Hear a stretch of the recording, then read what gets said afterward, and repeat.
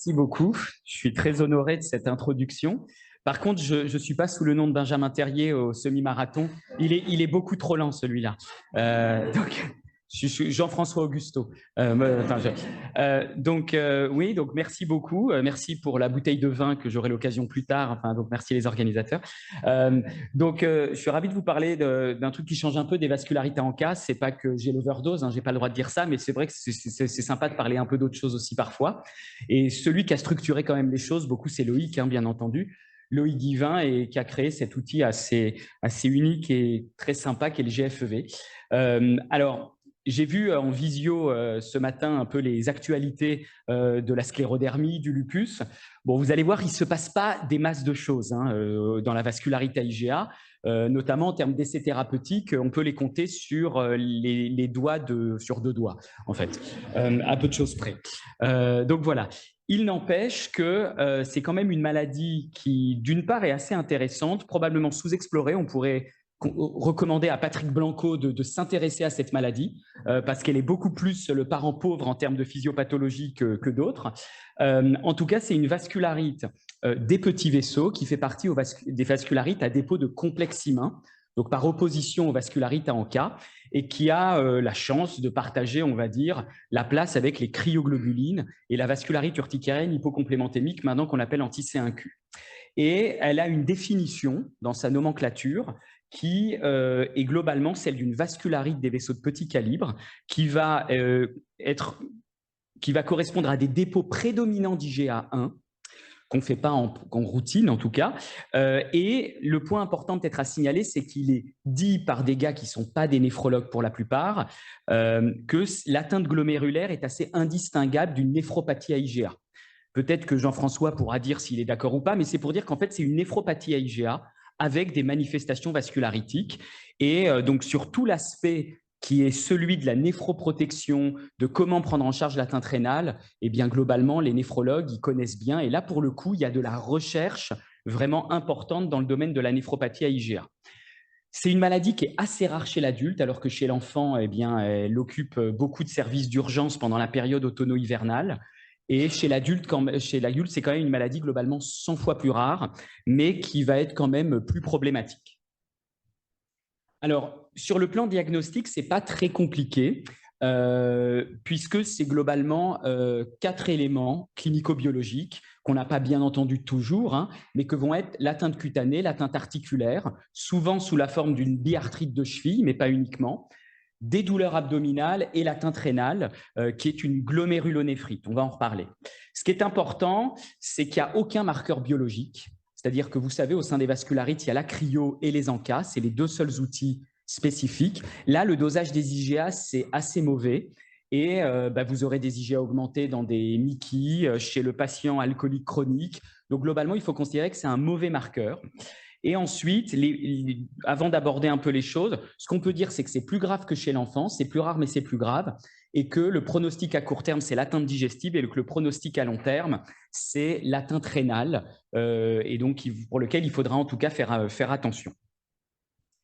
Alors, l'atteinte cutanée, j'ai envie qu'on y passe un petit peu de temps, en tout cas avec des images, parce que c'est quand même une atteinte cutanée, un purpura qui est quand même reconnaissable parmi les autres vascularites cutanées et les autres purpuras.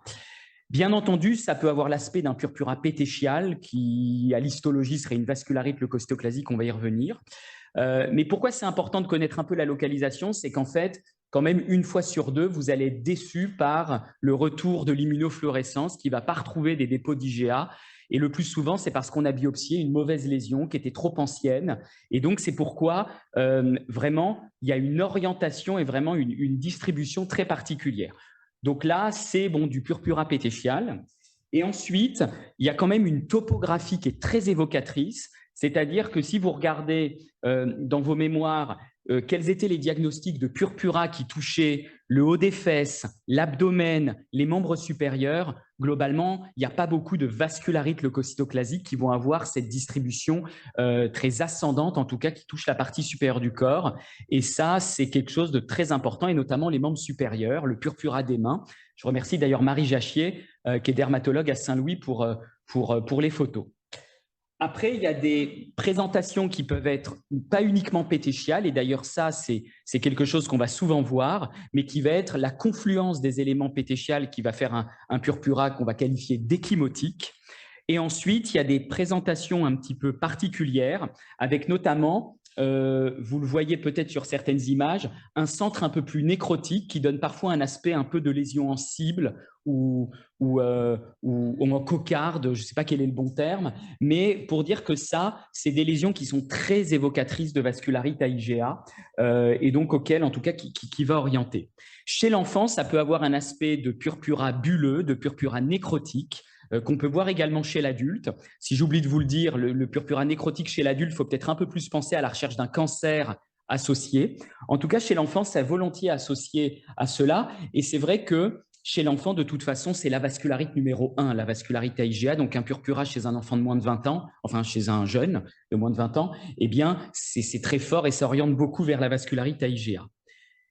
Et enfin, là encore une fois, ces lésions, vous voyez avec ces lésions en cocarde, eh bien, qui vraiment, encore une fois, ou en cible, sont quand même des éléments très évocateurs.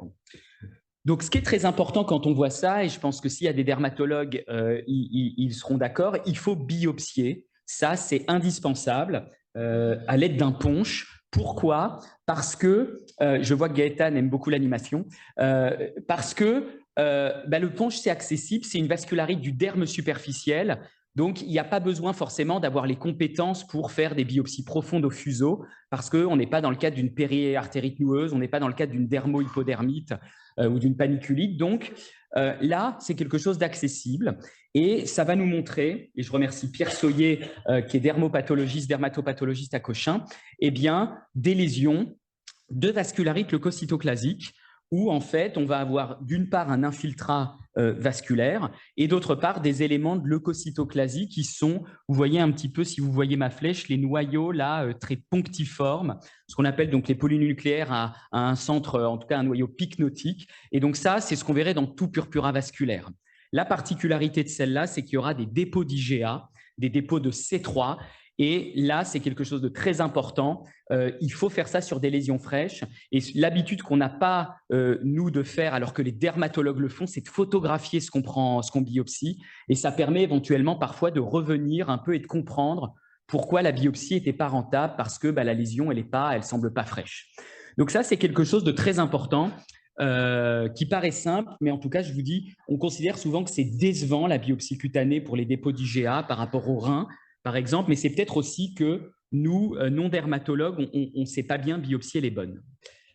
Alors, non pas parce que Jean-François, j'allais t'appeler Augusto, Jean-François Augusto, et là, le rein, c'est hyper important. Et de toute façon, c'est une maladie, dès qu'il y a le rein, il faut s'aider de son ami néphrologue, parce qu'on ne peut pas s'improviser néphrologue sur une maladie qui, encore une fois, puisque ça correspond à la néphropathie IgA, qui est une des glomérulopathies les plus fréquentes dans le monde, eh bien, ils ont une expertise beaucoup plus importante. Il n'empêche que c'est fréquent chez l'adulte, plus que chez l'enfant, et ça va très souvent se manifester par une hématurie microscopique. Ça, l'hématurie microscopique, c'est 80% des patients environ. Il n'y a pas de matière à s'alarmer, c'est quelque chose, c'est fréquent.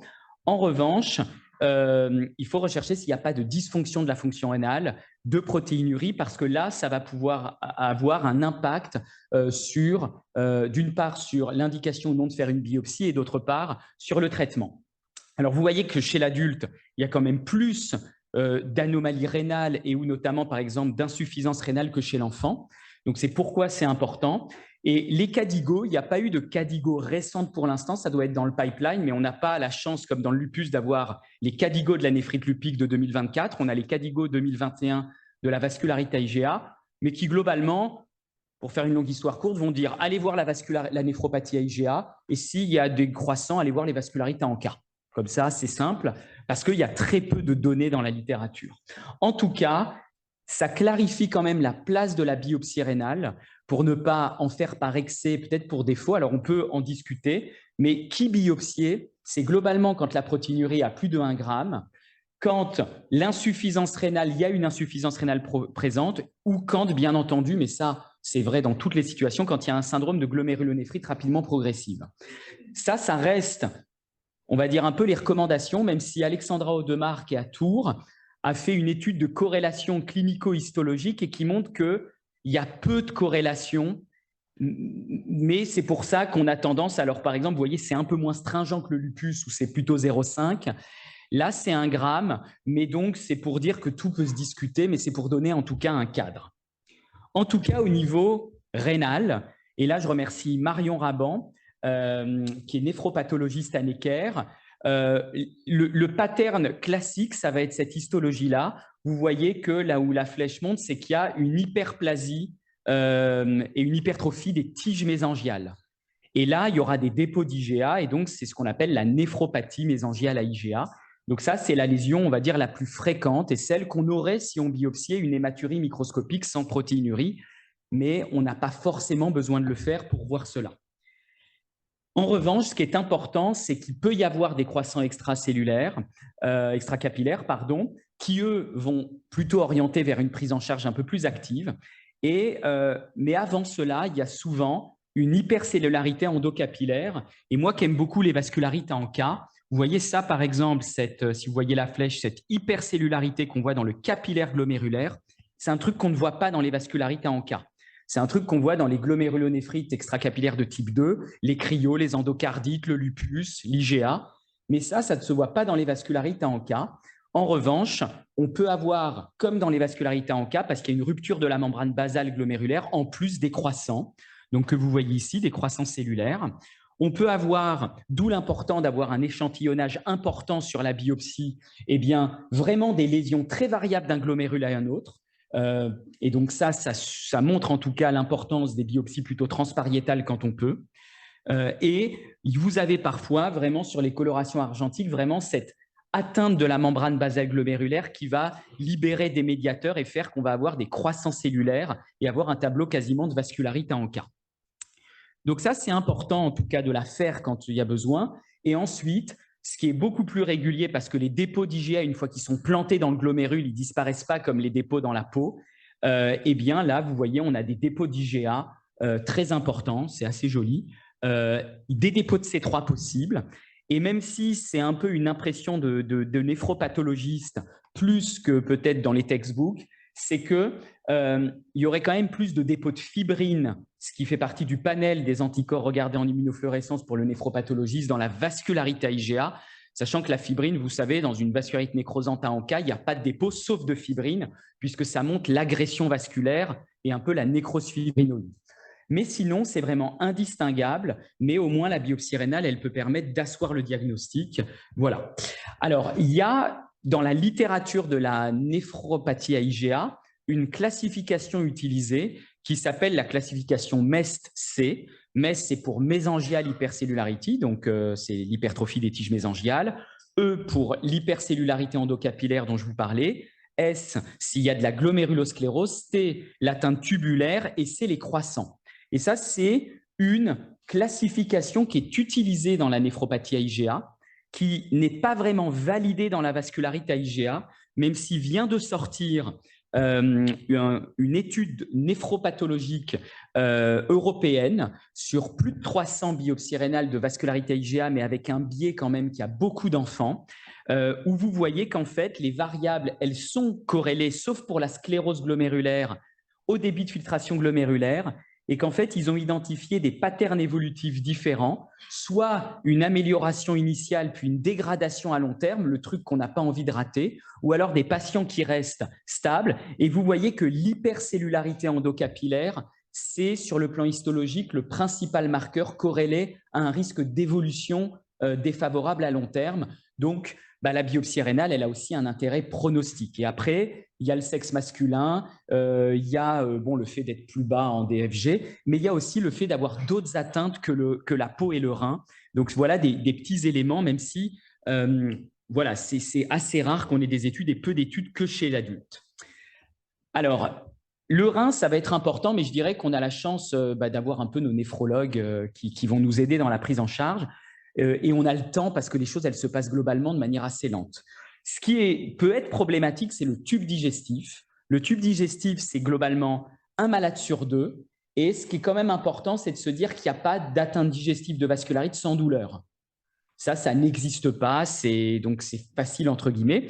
Pour autant, toute douleur ne doit pas faire penser qu'il y a une vascularite, mais si c'est contemporain de la poussée de purpura, je veux dire, globalement, il faut se dire qu'il y a une atteinte digestive. Et ça, selon le type de vascularite, ça peut être plus ou moins grave. La vascularité IgA, par chance, c'est peut-être l'atteinte digestive de vascularite la plus optimiste en termes de pronostic. Mais vous voyez, ça se présente par parfois des saignements, parfois au niveau endoscopique qu'on n'a jamais en urgence, un purpura pétéchial endoscopique, mais sinon le scanner c'est pas mal, on va avoir un épaississement des parois. Il n'empêche que ce dont on a peur, c'est que le malade aille dans le mur, qu'il aille en réa, et dès que le malade, en fait, on se met à courir derrière dans une vascularite digestive, on est toujours trop tard, on aura du mal à rattraper le retard. Et donc c'est pourquoi une de nos internes avait regardé un petit peu devant une vascularite digestive, quels étaient les facteurs associés à un mauvais pronostic. Vous voyez que par argument de fréquence, l'IgA, c'est la plus fréquente. C'est associé à un bon pronostic, ce qui n'est pas le cas de la PAN, mais si vous avez une vascularite digestive, une atteinte digestive de vascularité IgA, chez qui vous avez du méléna, des douleurs morphinodépendantes, il faut vous dire que vous êtes déjà en train d'être en retard sur la prise en charge et qu'il faut soit la transférer en milieu réanimatoire, mais en tout cas se dépêcher de traiter activement. Parce que le risque, c'est la perforation, c'est les seules causes de mortalité d'une IgA quasiment, parce que l'hémorragie alvéolaire, c'est quand même rarissime, et donc ça fait quand même toujours un peu de mal, parce que c'est quand même une maladie qu'on présente toujours comme assez bénigne sur le fond. Donc ça, c'est des choses vraiment, des éléments importants à noter. Alors, il faut toujours se poser la question des formes secondaires. Les formes secondaires, c'est les néoplasies. Bon, ça, c'est un classique qui circule, mais qui est vrai. C'est un peu tous les types de cancers. Et c'est surtout, plus on est un homme, plus on est d'âge moyen ou plus, et un purpura nécrotique. Il faut se méfier des médicaments.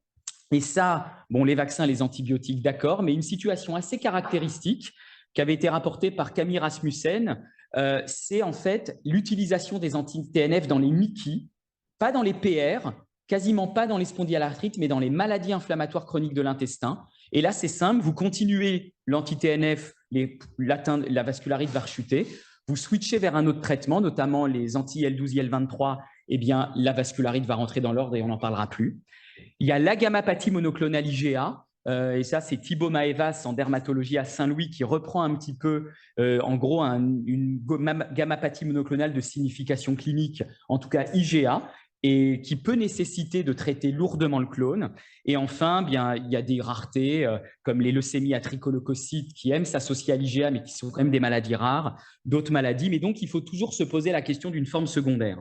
Et pour illustrer un petit peu ça, vous voyez, ça, c'était une patiente de Marie Jachier et Charles Cassus à Saint-Louis, patiente, 53 ans, elle a une RCH sous infliximab. Vous voyez ce purpura. Comme je vous l'ai dit, si on se rappelle des photos, ça, c'est cliniquement, c'est une IgA. Hein, ça ressemble à une vascularite à IgA.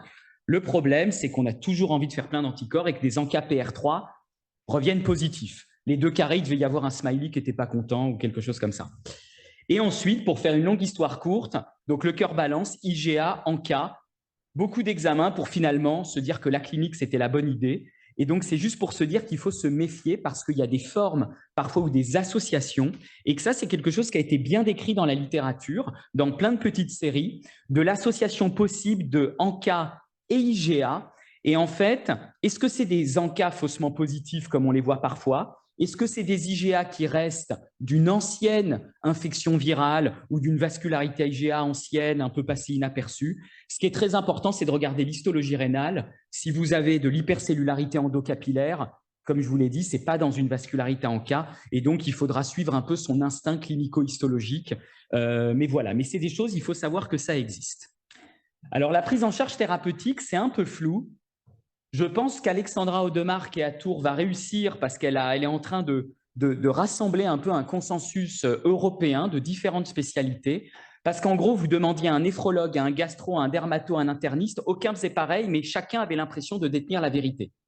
Et donc, ça fait que c'était très bancal, très compliqué la prise en charge. Il y avait même les recommandations Cadigo dont on aurait pu espérer. En fait, comme il y avait peu de données, ça se reposait sur les autres choses. Ce qu'on peut dire, c'est que le repos fait du bien. Et ça fera du bien même sur l'atteinte digestive. Et donc, le malade va toujours mieux pendant l'hospite et dès qu'il sort, il revient comme un boomerang si on ne l'a pas traité parfois pour le tube digestif. Les AINS, s'il y a le tube digestif, et le rein, faut le contre-indiquer. Et là, il va falloir faire les mesures de néphroprotection. Et je crois que Jean-François en parlera un petit peu dans son topo, parce qu'en fait, c'est des mesures de néphroprotection assez générales. Mais pour comprendre un peu les traitements qu'on fait, les traitements qui se posent ou les perspectives, en fait, il faut se dire que la vascularité IgA, en fait, c'est une maladie des dépôts d'IgA1 dans les capillaires glomérulaires, dans les capillaires pulmonaires, dans les capillaires digestifs. C'est une espèce de gammapathie IgA, enfin polyclonale. Et en fait, c'est ça qu'on va vouloir cibler. Alors, si on veut, pour essayer de voir le rationnel de certaines stratégies qui vont être en développement, il faut savoir qu'on pense que c'est un excès de production des IgA1 par le tube digestif, les plaques de Peyer, qui sont assez insensibles au rituximab, par exemple, ou la moelle osseuse, et ou un défaut de clairance des IgA1. Toujours est-il que ce soit le robinet qui est trop ouvert ou l'évacuation qui est bouchée, il y a trop d'IgA1. Chez l'enfant, il y a vraiment, parce qu'il y a un terrain génétique prédisposant plus marqué, il y a vraiment l'histoire automno-hivernale qu'on voit moins quand même dans les formes de l'adulte. Toujours est-il qu'il va y avoir, suite à un facteur souvent infectieux, une production d'IgA1 et particulier parce qu'ils sont déficients en galactose. Vous savez, pour les non-immunologistes, normalement, sur les fragments constants des immunoglobulines, il y a des sucres, et galactose, des trucs comme ça, qui vont masquer des épitopes de la chaîne lourde. Et quand elle est déficiente en galactose, eh bien, ça va rendre l'IgA1 et notamment le N-acétylgalactosamine accessible eh bien, aux anticorps. Et en fait, on va avoir une réponse auto-immune contre les IgA1. Et c'est pour ça qu'il va y avoir un rationnel potentiel du rituximab, c'est qu'en fait, il va y avoir des complexes immuns d'IgA1 entre eux qui se collent, d'IgG anti-IgA1, et on se dit qu'avec les thérapeutiques anti-B, on va agir surtout sur la composante IgG parce qu'on sait que les plaques de Peyer, c'est un peu comme les B facteurs rhumatoïdes positifs. Là, c'est les B de la plaque de Peyer, ils ne sont pas sensibles à l'action du rituximab. Et ensuite, ça va aller se fixer sur des récepteurs sur les neutrophiles ou au niveau mésangial. Et tout ça, ensuite, ça active les voies du complément, notamment la voie alterne et la voie des lectines. Et ensuite, ça prolifère. Il y a de la production de matrices extracellulaires. Et donc, on va voir que soit les thérapies qui ciblent le complément, soit eh bien, l'hémodynamique rénale vont pouvoir éventuellement avoir un intérêt. Alors, les grands principes généraux, c'est que ça ne sert à rien de donner des corticoïdes en prévision d'un truc. Ça, c'est chez l'enfant, ça a été montré, surmontré. La Cochrane avait fait une belle analyse. Ça ne sert à rien, on traite ce qu'il y a sur le moment, mais pas en prévision d'eux, sauf en termes de néphroprotection. L'objectif de pression artérielle, là, la Cadigo dit qu'il faut être très stringent, moins de 120 de systolique. Il faut donner des IEC ou des ARA2 dès que la protéinurie eh bien, elle est à plus de 0,5 et à dose maximale. Jean-François parlera peut-être des inhibiteurs de SGLT2. Et ensuite, vous voyez, ça c'est quand même bon comme recommandation. Ils disent, comme on ne sait pas, il faut aller dans les essais cliniques. Ça, c'est plutôt bien. Ça veut dire que c'est quand même c'est un principe de réalité. Donc, c'est ça la recommandation qui vient en 1. Et après, s'il faut mettre des corticoïdes, on va se baser sur ce qui est fait dans la néphropathie IgA. Et si, comme je vous le disais, il y a une GNRP, on va faire ce qu'on fait dans les vascularités en cas et se poser la question d'endoxan ou rituximab. En tout cas, dans la peau, on a très peu de choses. C'est souvent un peu, la colchicine vient dans l'esprit de tout le monde parce que y a des petites séries, il y a dans les vascularites leucostéoclasiques au sens large, on se dit que c'est un inhibiteur du chimiotactisme des polynucléaires neutrophiles, mais c'est assez décevant à titre personnel, je trouve. Alexandra Audemars et Evangeline Pibou ont voulu faire une étude qui s'appelait Colchivas, un joli nom, mais qui malheureusement n'a pas pu inclure comme on aurait voulu, donc il y aura probablement un manque de puissance, mais en tout cas, elle a eu le mérite d'être lancée. Il y a une étude américaine, mais qui en fait est coordonnée par notre Frenchie Christian Pagnou, pour dire que c'est très français quand même l'énergie qu'il y a sur la vascularité IgA, où il compare colchicine, dapsone et azatioprine dans toutes les vascularites cutanées. Et en fait, ce qu'on voit, c'est que la disulone, qui est une thérapeutique qu'on n'utilise pas beaucoup en médecine interne, peut-être pas assez parce qu'on trouve que c'est compliqué de le surveiller. Je trouve qu'en tout cas, à titre personnel, c'est beaucoup plus efficace que la colchicine, notamment quand vous avez un purpura résistant. Evangeline Pibou dit aussi beaucoup que mettre des bas de contention, ça peut être utile. C'est un peu variable, l'impression des patients, mais en tout cas, c'est pour dire qu'il faut toujours essayer de taper avec des thérapeutiques pas trop lourdes. Quand on passe à l'atteinte digestive, quand c'est bénin, on peut essayer les petites mesures. Et la grande question, ça va être que faire quand c'est grave. Est-ce qu'il faut mettre des immunosuppresseurs, oui ou non? Si oui, lequel? Et c'est là où c'est très compliqué, où on peut analyser les choses de plein de manières différentes. Il y a 2 essais thérapeutiques, un fini en 2010, publié, un en cours. Le premier, c'est César, qui incluait des malades avec une atteinte digestive ou rénale. C'était Évangile Pibou qui avait coordonné les choses. C'est publié dans Kiné International en 2010. Et on va y revenir après parce que pour le rein, c'est pareil. Et il y a un essai actuel. Et si on écoute la Cadigo, il faut mettre dans l'essai de Romain Paul. Bon, parfois on ne peut pas, mais voilà. Mais on va en reparler. Pour l'atteinte rénale, soit on fait que surveiller, soit dès qu'il y a plus de 0,5 g de protéinurie, il faut la néphroprotection. Et ensuite, même question que pour le digestif, qu'est-ce qu'on fait? Est-ce qu'on met des immunosuppresseurs, oui ou non? Alors, César, c'était vraiment aussi une belle étude très pragmatique. Le patient est sévère. On va randomiser entre endoxan ou rien, en plus des corticoïdes. Et la première difficulté, ça a été que ça inclut 50 malades sur 200. Donc, il y avait une difficulté en termes de puissance. Et quand on fait les hypothèses, il était fait l'hypothèse que 50-60% des patients allaient être en rémission. Mais en fait, c'est le BIVAS qu'on a utilisé, qui n'est pas validé dans l'IGA, et où l'hématurie était cotée en permanence. Donc, les malades n'atteignaient jamais la rémission. Ce qui explique ces pourcentages, derrière François Lieferman, de 10% de rémission, et donc c'était un échec. Mais quand vous voyez la courbe de survie globale, donc le message c'est de dire l'endoxan n'apporte rien.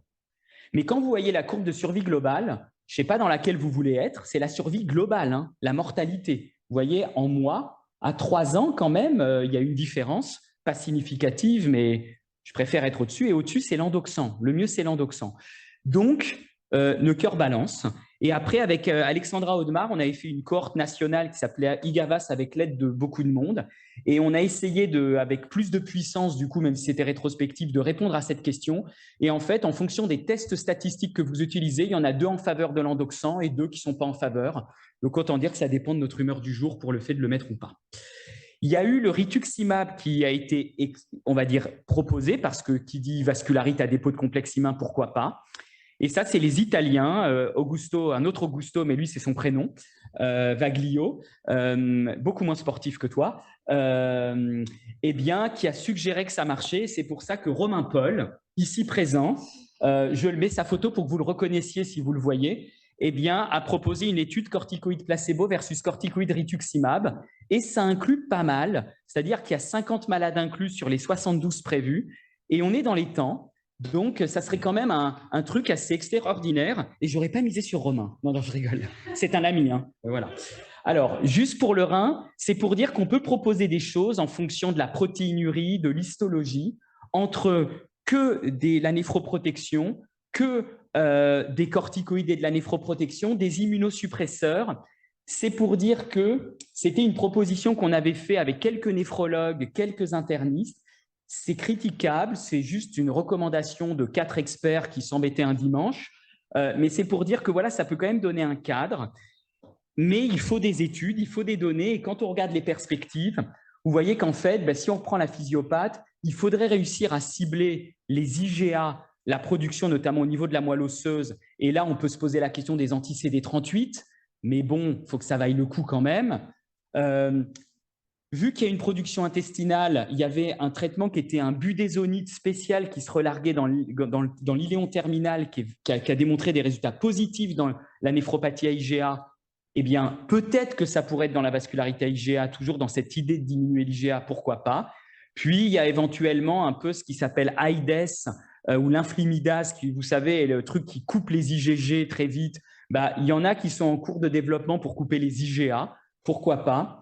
Le complément, pour l'étape un peu à la fin, il y a un essai notamment avec avec des choses qui ciblent le C5A. Ça, c'est une molécule, elle existe déjà dans les vascularités en cas, mais il y a des études en cours. Et enfin, par analogie avec l'IgA, il y a des thérapeutiques qui agissent sur la prolifération mésangiale. Il y a le sparsentan, qui est un inhibiteur des récepteurs de l'endothéline et de l'angiotensine, qui a démontré une supériorité sur les IEC seuls dans la néphropathie IgA.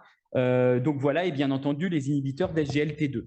Donc tout ça pour dire que le diagnostic, il n'est pas très compliqué, mais en fait, parfois, il faut savoir aller, même si ce n'est pas possible dans un essai, au-delà de l'absence d'IGA dans la peau, parce qu'en fait, ça arrive, alors que je vous dis, il y a quand même l'intérêt de la clinique qui est quand même majeur. Bon, le rein à long terme et le néphrologue, il faut qu'il soit pas loin. Le tube digestif à court terme. Et vous voyez qu'en fait, comme beaucoup de vascularistes, on va bénéficier quand même de la chance que ce soit vraiment une cousine proche de la néphropathie IgA qui intéresse tout le monde comme c'est fréquent, et donc pour lequel on va probablement avoir du coup des développements. Là, pour l'instant, vous voyez, c'est des thérapeutiques très vascularitiques, mais qui quand même sont un peu décevantes sur le fond. Donc, je remercie un peu les gens avec qui je travaille, et notamment Alexandra Audemars-Verger, qui a quand même repris un peu le flambeau de l'IGA en France et qui fait ça avec beaucoup d'énergie. Les dermatos, quel que soit leur endroit, les néphros aussi, et puis mes amis du GFEV. Voilà, merci.